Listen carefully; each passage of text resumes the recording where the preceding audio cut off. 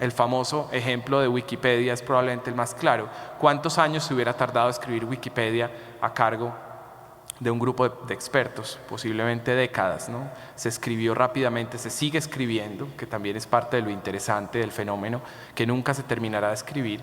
Pero bueno, se escribió un volumen importante, un cuerpo importante de conocimiento muy rápidamente porque mucha gente participó. Entonces, por eso vamos a hablar de la participación como ese segundo valor muy relevante para los consumidores hoy. Lo más importante es que estamos en un mundo en el que por primera vez el consumidor dicta lo que es correcto. Y creo que esto es un cambio muy relevante en la historia de la humanidad, porque siempre en la historia de la humanidad han existido instituciones, gobiernos que nos están diciendo qué hacer, ¿no? Y hoy el consumidor probablemente en esta posibilidad de unirse, en esta posibilidad de like, si queremos, empieza a ser relevante. O sea, ¿qué pasa cuando un candidato a la presidencia, qué pasa cuando una ley empieza a tener una masa crítica importante en los medios sociales? ¿Qué pasa cuando la gente empieza a adherirse o no a una ideología y lo hace de una manera declarada? Porque lo interesante de esto es que durante toda la vida dijimos, a mí me gusta esa marca es mi preferida. Si yo fuera a comprar en este momento un producto de esta categoría, yo preferiría esta marca. Pero la realidad es que siempre fue una declaración simplemente de voz. Hoy estamos declarándolo, es más, lo estamos compartiendo con nuestra comunidad. Es casi como una firma y una declaración donde decimos yo pertenezco, yo participo, me gusta esta marca, me gusta este grupo, me gusta este político. Y empieza a ser importante. Y en la medida en que eso empieza a ser representativo, en la medida en que la gente empieza a tener una representatividad en las redes sociales, empieza a poder dictar lo que existe, ¿no? Lo que debería ser y lo que empieza a ser la realidad, ¿no? Entonces no sé si vamos, y es una pregunta, si vamos hacia una wikiética, ¿no? En un mundo en el que la gente y no las instituciones nos van a dictar qué es lo correcto y qué no. Y lo interesante es que normalmente los ciudadanos, cuando tienen la posibilidad de participar y cuando no están bajo presión, normalmente son bastante sensatos en sus apreciaciones, ¿no? Y son bastante sensatos en sus decisiones. Simplemente hay que darles la información correcta, hay que darles la información imparcial y hay que darles la posibilidad de que participen. Y de esa manera seguramente van a tomar decisiones muy lógicas, ¿no? Entonces, aquí la pregunta es, ¿qué tan confiable es ese criterio de la gente, ¿no? Eso es lo primero que se nos viene a la cabeza. Pero si la gente va a participar, si el mundo lo va a hacer la gente, no lo van a hacer algunos grupos, sino que lo va a hacer la gente, ¿qué tan confiable va a ser eso? Pues les quiero decir, como les estaba diciendo antes, que es bastante confiable. James Surowiecki, que es el autor de un libro muy famoso que se llama The Wisdom of Crowds, como la sabiduría de las masas, dice que bajo las circunstancias correctas los grupos llegan a ser más inteligentes que el miembro más inteligente de ese propio grupo, ¿no? Lo cual empieza a ser interesante, ¿no? En análisis que se han hecho, cuando se le da la posibilidad a un grupo muy grande de personas de tomar una decisión, normalmente toman mejores decisiones que incluso los más inteligentes dentro de ese mismo grupo, los expertos dentro de ese mismo grupo. Miren lo impresionante de esta cifra. En la mayoría de tópicos de Wikipedia, en los cuales hayan participado más de 1000 personas, sea escribiéndolos o revisándolos, hay más precisión que los textos escritos por 3 o 5 expertos. Entonces, por eso es que se dice que el Wikipedia es más preciso que la enciclopedia británica. ¿Por qué? Porque si uno toma 5 de esos 1000 personas y toma 5 expertos de la enciclopedia británica y los pone a escribir sobre un tópico, sin duda, va a ser muchísimo más preciso lo que escriban los 5 expertos de la enciclopedia británica. Pero si uno toma 1000 personas versus los 5 expertos de la enciclopedia británica, resulta ser que en la mayoría de los tópicos son más expertos las 1000 personas. Eso empieza a ser muy interesante y por eso el mismo planteamiento de este autor empieza a ser interesante cuando dice las masas son inteligentes, son sabias, la masa es inteligente. Y empieza a ser la masa a querer participar, o sea, la participación empieza a ser, cuando creamos estos espacios, lo lógico es que la masa quiere empezar a participar. ¿Y cómo empieza a participar? Empiezan a intervenir la comunicación, empiezan a intervenir lo que las marcas dicen, empiezan a intervenir lo que los políticos dicen, y todos lo hemos visto, cómo después de una declaración de un ministro, o cómo después de hablar el presidente, o cómo después de hablar una marca cuando sale con un comercial o con un producto nuevo, cómo la gente empieza a replicar, ¿no? Y aquí aparece un concepto que lo que me emociona más es que es un concepto tan antiguo, pero que hoy vemos cómo es una realidad, ¿no? Ustedes se acuerdan cuando Humberto Eco, en 1987, hace más de 20 años, Humberto Eco hablaba de la guerrilla semiológica, ¿no? Y decía simplemente en su explicación de qué era la guerrilla semiológica, decía Humberto Eco: el universo de la comunicación tecnológica será atravesado por grupos guerrilleros de la comunicación que reintroducirán una dimensión crítica en la recepción pasiva, ¿no? Ahí lo interesante es que nos estaba diciendo cómo, lo cual no éramos conscientes, porque no éramos conscientes de que íbamos a tener la posibilidad de participar. Entonces, hasta ese momento, lo que nos estaba diciendo es que estábamos ante una recepción pasiva, y era la realidad. Nos parecía que podíamos participar, porque podíamos llamar a un número 01800. Eso no es participación. Hoy podemos llegar a tener nuestra voz, puede ser más escuchada que la de la marca más importante, y por eso creo que el cambio más importante para mí está sintetizado en esta frase. Estamos pasando de un mundo de la reverencia a la referencia. Antes, porque simplemente lo decía el experto, porque simplemente lo decía la autoridad, porque simplemente lo decía el gobernante, todo el mundo tenía una reverencia hacia esa expresión. Hoy eso se convierte en una referencia, pero hay otras fuentes que también son interesantes, y el consumidor empieza a ser posiblemente una de las fuentes más interesantes. Les voy a presentar a una persona. Ella se llama Ree Drummond. ¿Alguno la conoce? Posiblemente nadie. Pues bueno, es una señora, es una mamá, tiene 4 hijos, tiene 40 años. Hasta ahí, pues, en un mundo desconectado no hubiera tenido ninguna relevancia, excepto que hubiera, no sé, hecho una matanza en serie y hubiera matado a 800 personas. De resto, nadie hubiera sabido quién era Ree Drummond, ¿no? Tiene 40 años, vive en un rancho en Oklahoma, o sea, menos. Su esposo es ganadero, menos. Bueno, pues lo que pasó fue que en el año 2006 ella comenzó a escribir un blog sobre su vida como mamá, y lo que hacía era que empezaba a dar recetas de cocina. Simplemente contaba lo que ella iba a cocinar en el día y daba la receta de cómo lo iba a preparar. Bueno, pues quiero decirles que hoy la señora Ree Drummond tiene más de 200,000 seguidores en Twitter, ¿no? Y abajo les estoy mostrando la cuenta oficial de Twitter de Nestlé, que tiene 7,000 seguidores. Esto hace 10 años era impensable. Es decir, que una multinacional del tamaño de Nestlé tuviera muchísimos menos seguidores que la esposa de un ganadero de Oklahoma, que lo único que hace es poner sus recetas de cocina. Es impensable. Pues bueno, la realidad es esa. Hoy estamos ante un consumidor que cuestiona ese poder de las corporaciones. Y estamos hoy, desde la comunicación, desde la creación, desde cualquier espacio creativo, hoy tenemos que entender que el consumidor quiere participar, con nosotros o sin nosotros, ¿no? Les voy a mostrar un caso interesante. Este comercial que les voy a mostrar es un comercial de Volkswagen y se hizo para lanzar el nuevo Passat en Estados Unidos. Pues como para tener un impacto muy grande, dijeron, bueno, vamos a lanzarlo en el Super Bowl, ¿no? Cuando uno lanza un comercial en el Super Bowl, tiene que pagar básicamente $3 millones por el espacio para que pueda salir este comercial una sola vez. Es el viejo poder, el poder del dinero, la gran corporación que tiene mucho dinero y dice, aquí pongo este comercial porque así todo el mundo lo va a tener que ver, ¿no? Y ese poder se nos empieza a agotar. Bueno, pues Volkswagen pagó los $3 millones y hizo que el comercial saliera, como muchas otras corporaciones, ¿no? Podría haber sido Volkswagen o podría haber sido cualquier otro. Salió el comercial al aire en el Super Bowl.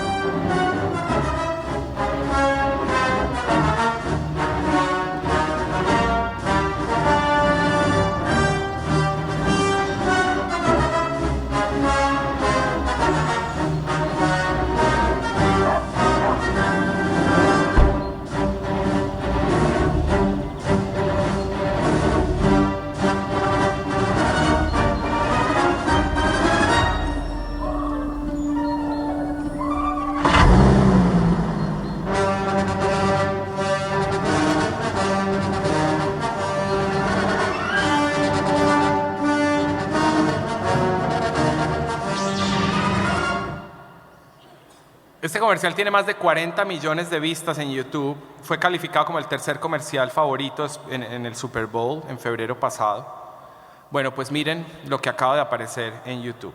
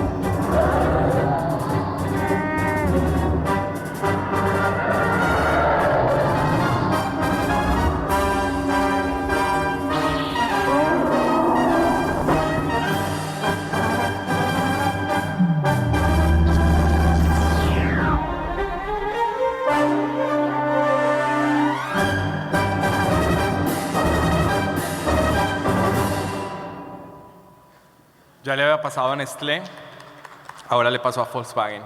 Sus comerciales, ahora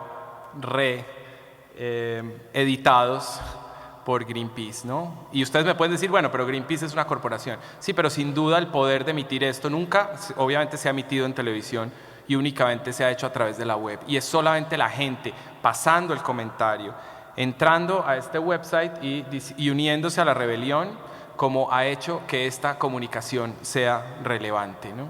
Entonces, la realidad es que también empezamos a ver que hay un desgaste del discurso ético de las marcas, ¿no? Hoy nos empiezan a cuestionar desde distintos lados y el consumidor tiene la forma de hacerlo, de hacer que el comercial sea visto tanto posiblemente como el comercial oficial de la marca, ¿no? Entonces, por eso me parece importante entender que del poder de la corporación, del poder de puedo pagar $3 millones por emitir algo, empieza a tener alguien que está probablemente al mismo nivel y que sin duda no está al mismo nivel de presupuesto, pero podría llegar a estar al mismo nivel de personas impactadas con la comunicación, ¿no?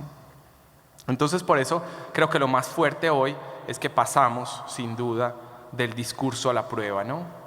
De hablar del tema ético, de hablar de cómo hacemos las cosas y de mostrar nuestra versión a empezar a tener lo que demostrar, ¿no? Que empieza nuestra comunicación a estar, gracias a la participación del consumidor, a estar bajo la vigilancia de muchos actores, ¿no? Esto que les quiero mostrar creo que es el poder de una gran idea, ¿no? Creo que es una campaña que hicieron Médicos Sin Fronteras en Europa, y no quiero contraponerles y decirles que lo otro tiene un interés comercial y esto no tiene un interés comercial.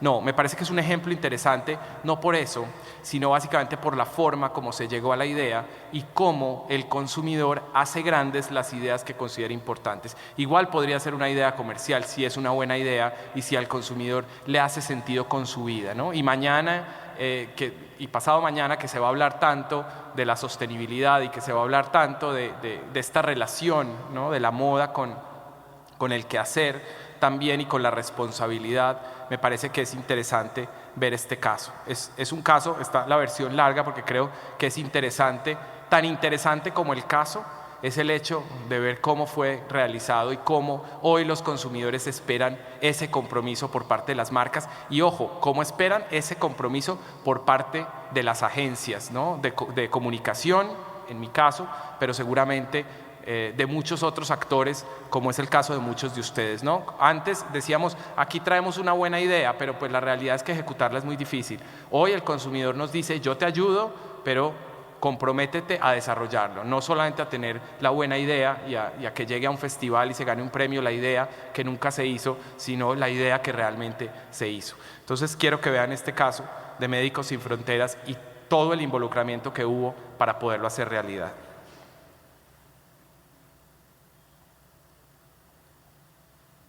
Mil personas mueren cada día a causa de enfermedades olvidadas.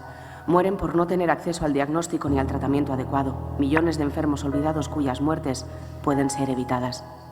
En 2008 descubrimos que 6 de los 10 medicamentos más vendidos en las farmacias españolas son analgésicos para algún tipo de dolencia. Creamos un concepto, el dolor ajeno. ¿No sería genial que todos pudiéramos tomar unas pastillas que ayudaran a los que no tienen acceso a medicamentos? Nosotros las tomamos y ellos se curan. Nace la idea de producir y comercializar unas pastillas que curen el dolor ajeno. A través de su venta sensibilizaríamos a la sociedad y conseguiríamos fondos para que Médicos Sin Fronteras pudiera seguir diagnosticando y tratando a enfermos olvidados. Primer contacto con Médicos Sin Fronteras España en sus oficinas de Barcelona. Se entusiasman. ¿Se puede hacer? Queremos que nuestras pastillas se vendan exclusivamente en farmacias, como cualquier analgésico. Primeros problemas. No se puede vender como medicamento algo que no lo es. Existe una ley europea que lo prohíbe. Insistimos, cartas, viajes, la ministra da el visto bueno, nos manda una carta y todo, pero delega la decisión final en cada una de las 17 comunidades autónomas. Conseguimos convencerles y todos ellos se suman al proyecto, sin excepción. Agosto de 2009, empezamos la campaña. Necesitamos un buen spot, una historia que conecte con la gente. Escribimos un guión. Lo protagoniza un abuelo, de esos que se toman muchas pastillas cada día para curarse de todo. Nuestras pastillas son un poco berlanguianas. ¿Y si lo protagonizara Luis García Berlanga? La mujer de Luis se niega. Dice que los rodajes son un follón. Le escribimos una carta, 3 folios y pico. Sería maravilloso que Luis sirviera de ejemplo para mucha gente, otra vez. Acepta. Cada día, a la misma hora, comienza el ritual que pretende hacerme inmortal. La verde para el azúcar, la azul para la tensión, que la tengo por las nubes, y la blanca. Esta es la más importante, la que tomo para ayudar a los que no tienen pastillas para curarse. Yo le digo a mi nieto que lo que me está curando es esta pastillita, y él me mira como si estuviera loco y me dice, imposible. Pero eso es lo bueno de tener años, que uno puede creer ya en lo que le dé la gana. Decidimos completar la parte audiovisual de la campaña echando mano de un montón de rostros conocidos que son socios de Médicos Sin Fronteras desde hace años. Creamos el site de la campaña, un espacio informativo y participativo en el que la gente puede enviar recetas a todos sus contactos, autodiagnosticarse para ver el grado de dolor ajeno que sufren, ver vídeos, convertirse en activistas, hacer de esto algo grande. Empezamos a producir nuestras pastillas, tendrán sabor a menta. La primera producción será de 1,5 millones de unidades, con eso tendremos para algunos meses. Hasta Canal Plus hace un documental sobre nuestra campaña. Presentamos nuestra campaña en la Academia de Cine de Madrid. Somos noticia en todos los medios, prensa, radio, televisión. Fallece Luis García Berlanga. El spot que rodamos con él justo un año antes se convierte en una especie de obra póstuma. Todos los telediarios utilizan nuestra campaña para despedir al gran cineasta. La primera semana de campaña la web recibe más de 50.000 visitas y el spot protagonizado por Berlanga se convierte en una especie de viral. La gente lo utiliza como libro de firmas para lanzar un último mensaje al director. España sufre un repentino y severo brote de dolor ajeno y la gente acude a las farmacias a por su tratamiento. En 20 días de campaña se han vendido 1,5 millones de unidades y la campaña en medios convencionales aún no ha empezado. Decidimos fabricar de manera urgente 3 millones más de cajas. Empezamos a soñar con la posibilidad de convertir nuestras pastillas en el medicamento más vendido en nuestro país y que el dolor ajeno nos duela más que el propio. Las farmacias se vuelcan con nuestro proyecto y utilizan las cajas de pastillas y la imagen de la campaña para adornar sus escaparates. La gente hace suya la campaña, cuelga vídeos en la red apoyando el proyecto, componen canciones sobre ella y las pastillas contra el dolor ajeno se convierten en un modo solidario de felicitar las Navidades. Un buen número de empresas cambia el jamón ibérico por el envío masivo de pastillas a sus clientes y proveedores. 15.000 farmacias adheridas, 652.000 entradas a la web, más de 150.000 referencias en webs, blogs y foros, 472.000 vídeos vistos, 37.000 comentarios en el site. La palabra más repetida es idea. 106.000 fans en Facebook, más de 4.000 seguidores en Twitter. 500 medios de comunicación han reproducido la campaña con una audiencia estimada de 90 millones de personas. Y lo más importante, las pastillas contra el dolor ajeno están ya entre los 10 medicamentos más vendidos en las farmacias españolas. Médicos Sin Fronteras ya ha recibido el dinero de la venta del primer 1,5 millones de cajas. Algo más de 1.300.000 euros. So that he can show his power to the people of Zimbabwe, Africa and the whole world at large. And they say HIV is an incurable disease. But I believe that HIV and AIDS is a curable disease. Las pastillas contra el dolor ajeno curan de verdad. Lea detenidamente las instrucciones de uso. En caso de duda, consulte con su farmacéutico.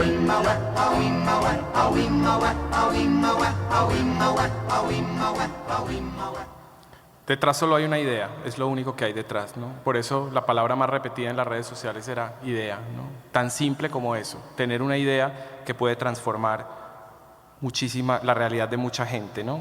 Entonces empezamos a ver que estamos pasando del Estado soberano a ese ciudadano empoderado, ¿no? Un ciudadano que simplemente puede tener una buena idea como esta y no está esperando que el Estado tenga la solución, ¿no? Hoy empezamos a ver cómo surgen una cantidad de websites y de ideas como The Big Network en el Reino Unido, donde a la gente le dicen, bueno, pues es el momento de cogobernar con su alcalde. Entonces ahora empieza a poder tener una vigilancia completa de lo que está haciendo su alcalde y además poder liderar iniciativas desde el ciudadano para el alcalde. Y esto es justamente a lo que se refiere ese ciudadano empoderado. Y ese ciudadano empoderado quiere decir que la tecnología nos da la posibilidad de llegar a tomar muchas veces decisiones que antes, pues obviamente, podían resultar impensables, ¿no? Y también que la participación nos cuestiona el poder del experto y también empodera al ciudadano. Ustedes probablemente han visto este botón, que ya se ha hecho pues muy popular. Pues la realidad es que este botón creado por Google es probablemente lo más poderoso que se ha creado en nuestro mundo hoy.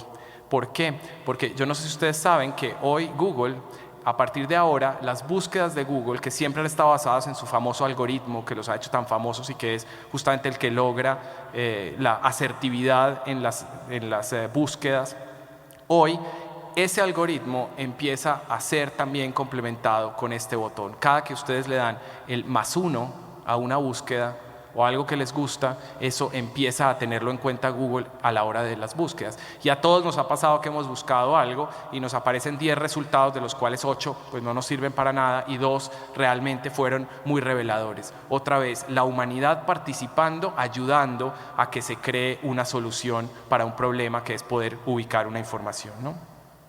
Y empieza a ser este rol, empezamos a ver este rol en muchos espacios, ¿no? No sé si saben, 34% de la gente en Estados Unidos dice que acude a las redes sociales para consultar de salud, ¿no? Y empieza a ser cada vez más poderoso el hecho de que la gente sustituye muchas veces al experto. No estoy diciendo que sea algo bueno, pero empieza a ser interesante cómo se puede sustituir al experto o cómo tenemos que aprender a vivir en un mundo donde muchas veces se sustituye al experto por la voz de la gente, ¿no? Y esto sin duda entra y toca todas las industrias, ¿no? Y particularmente en el caso de la moda hay unos casos muy interesantes, ¿no?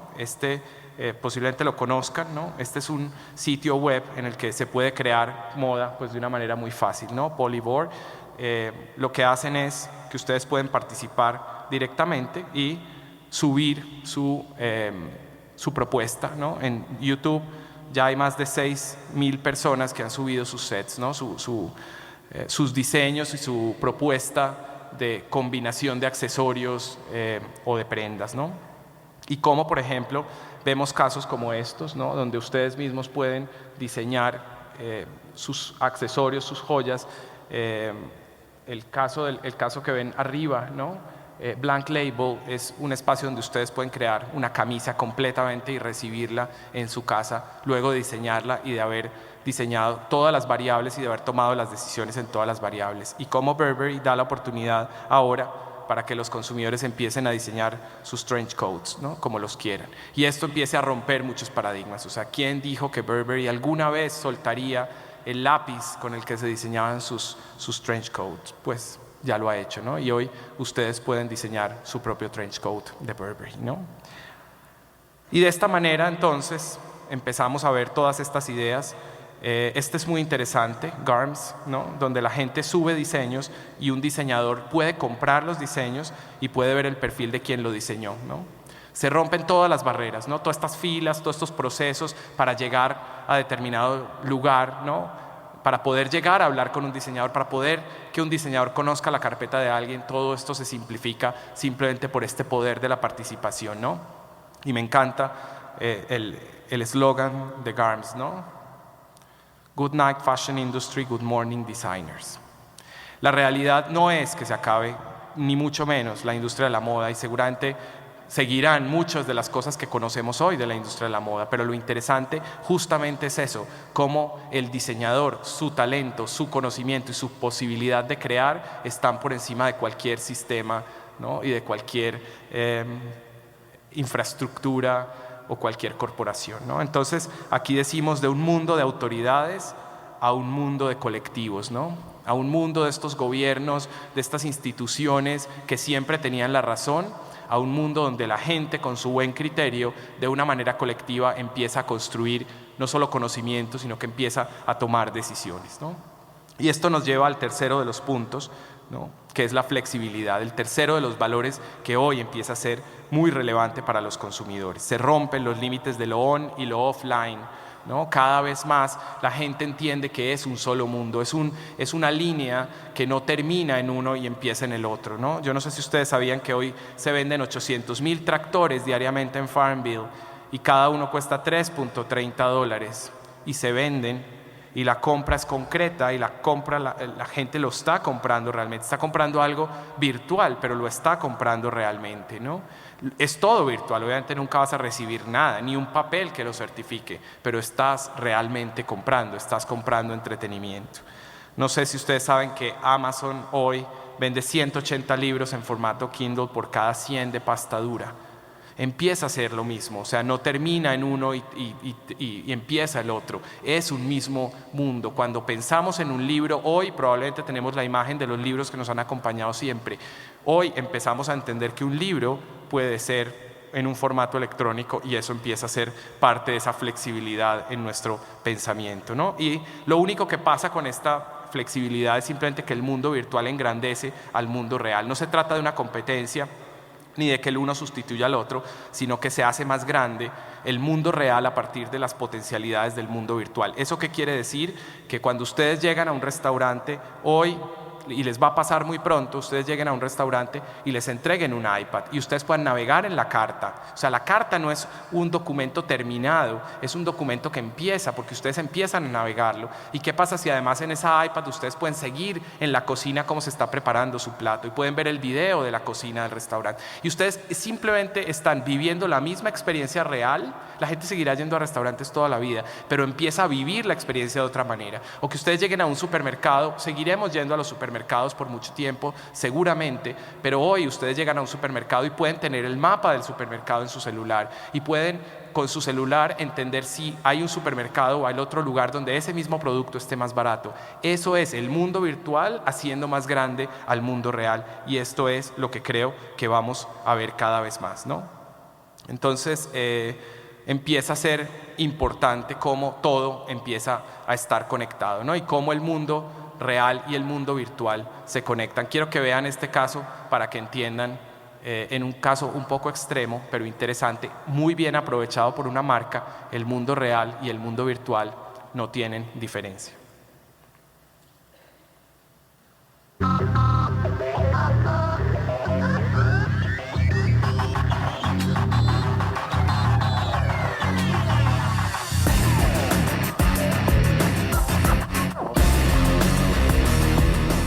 I'm going to set up our tattoo machines. Okay.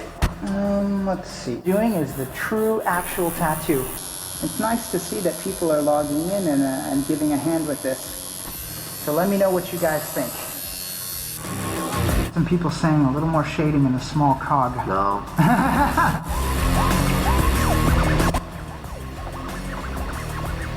We'll see.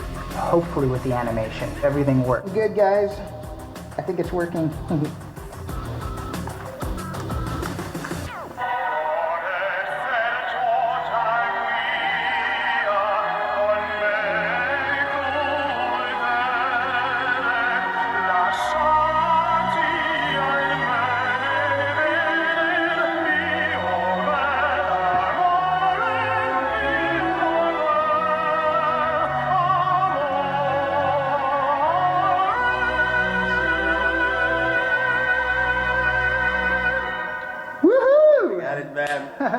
Way to go. That is a happy, happy ending. That's awesome.